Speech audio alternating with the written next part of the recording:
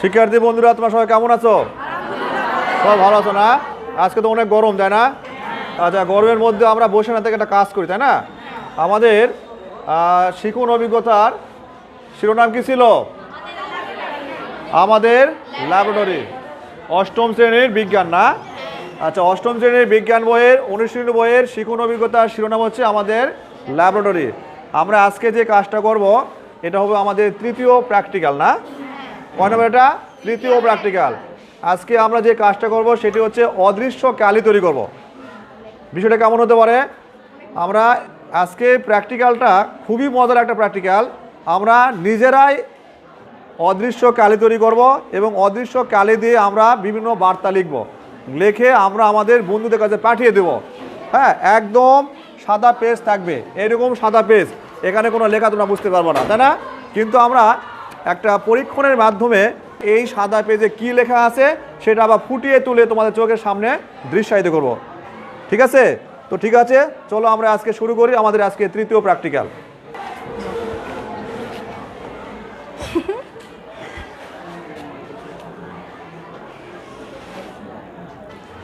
আসসালামু আলাইকুম। আমরা পাহাড়পুর আদিবাসী উচ্চ বিদ্যালয়ে অষ্টম শ্রেণীর শিক্ষার্থী। নাম হলো? আমার নাম তামান্না তাবাচ্ছুম এশা। আমার নাম রামিসা মুবাশশিরা। আমার নাম আজমির ইসমাত আলম। আমার নাম মোহাম্মদ মোস্তাকিম মাহমুদ। আমার নাম পূর্ণ কুমার মণ্ডল। আমরা আজকে বিজ্ঞান অনুশীলনী বইয়ের আমাদের ল্যাবরেটরি শিক্ষণ অভিজ্ঞতার শিরোনাম দ্বাদশ, ত্রয়োদশ এবং চতুর্দশ সেশনে যে একটি পরীক্ষা রয়েছে সেই পরীক্ষাটি আমরা বাস্তবে উপস্থাপন করব। এই পরীক্ষাটি উপস্থাপন করার জন্য আমাদের প্রথমে লাগবে লেবু অথবা পেঁয়াজ। আমরা দুইটাই ব্যবহার করতে পারি, এক্ষেত্রে আমরা এখানে লেবুর রসটাই ব্যবহার করব। তারপর লাগবে আমাদের একটি পাত্র, একটি চামচ, দেশলাই, তারপর কটন বার, তারপর লাগবে হচ্ছে মোমবাতি, তারপর হচ্ছে একটি ছুরি।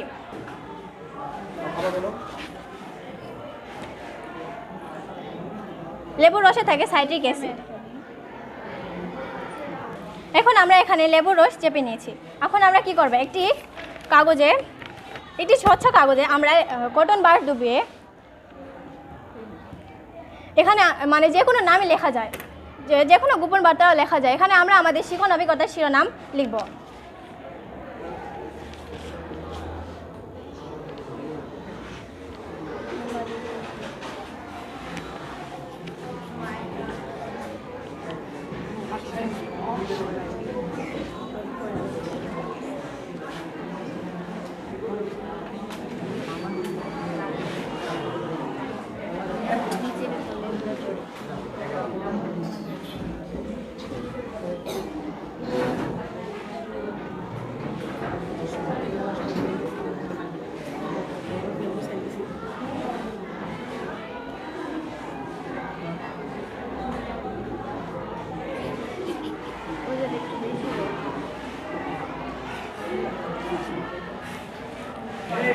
আমাদের লেখা শেষ। এখন আমরা এই লেখাটি শুকানোর জন্য অপেক্ষা করব।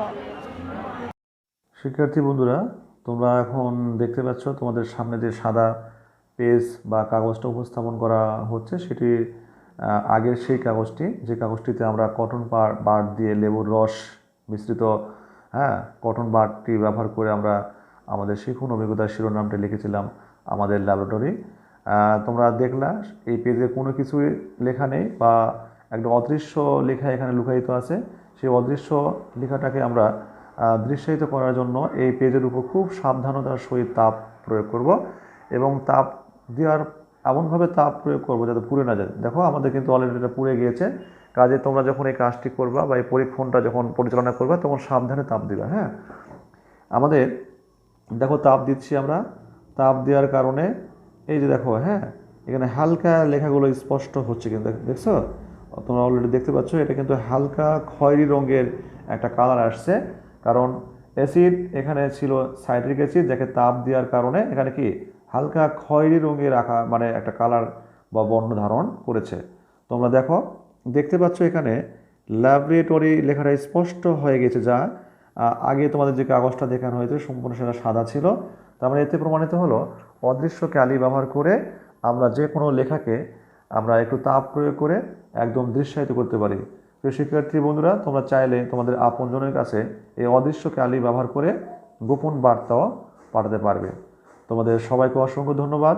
তোমরা অবশ্যই সবাই এটা নিজ নিজ অবস্থান থেকে বাসাতেও, হ্যাঁ, তুমি এই সহজ উপকরণগুলো ব্যবহার করে এটার পরীক্ষাটা করতে পারবে, অবশ্যই তোমরা সাকসেসফুল হবে।